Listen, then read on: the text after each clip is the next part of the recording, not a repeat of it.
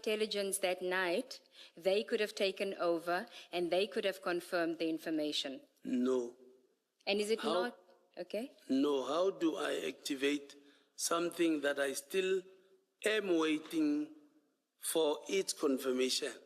I cannot invite anybody until I am satisfied about it. And then on Friday, it is now in progress. So will I have time to involve or to invite crime intelligence? Yes, you would have. And that truck was coming from Durban. Please, okay, sorry. Please, let's talk a practical thing here. Let's not talk theory. Yes. I'm saying to you, I did not have time, and there was no time, because how do I have time where... My work is easy because I use ClickUp. Here's how I keep track of all my tasks.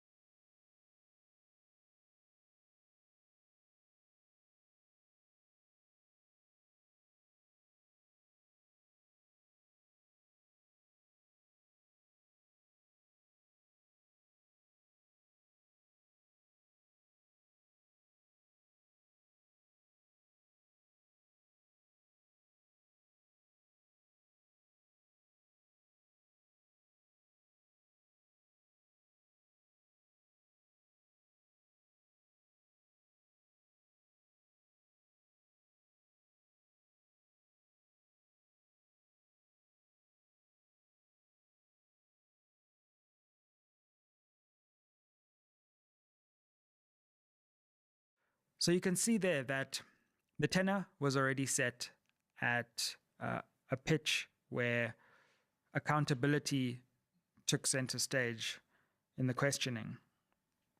Now, let's move to some of the maybe even more worrying suggestions, because of course what we had here, and let me take a step back, what we have here is a potential relationship between this Gauteng traffic chief Samuel Mashaba and a figure who has emerged again and again in testimony called Tumelo Nku. Now, who is Tumelo Nku and what is his role in this Madlanga Commission and its allegations?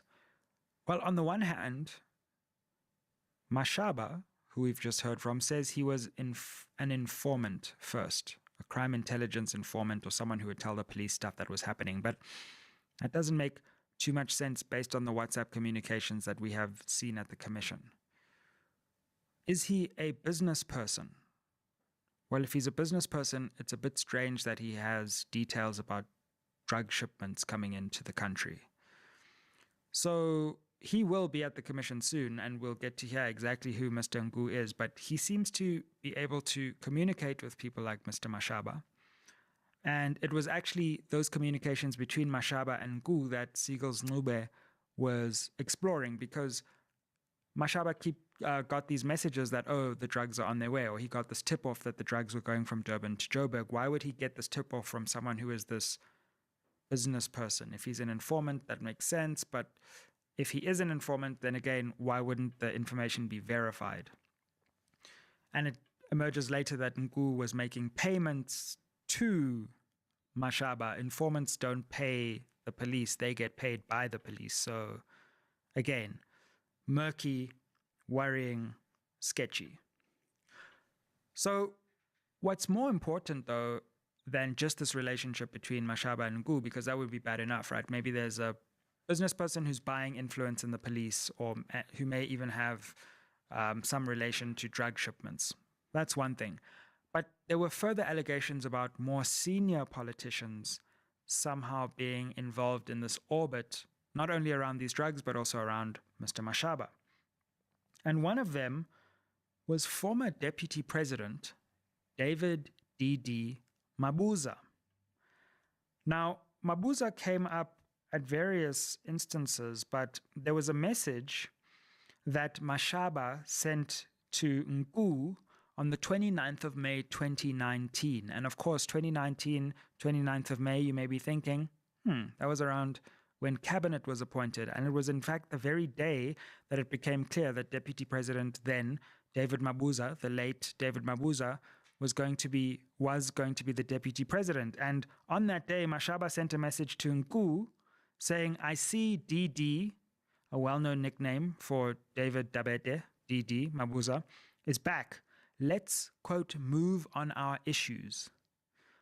And Mashaba was asked, who is DD?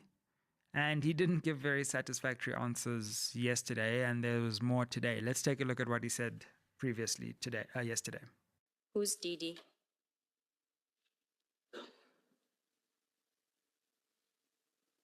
DD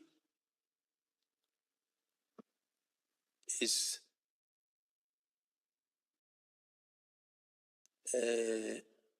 Tumsa's uncle.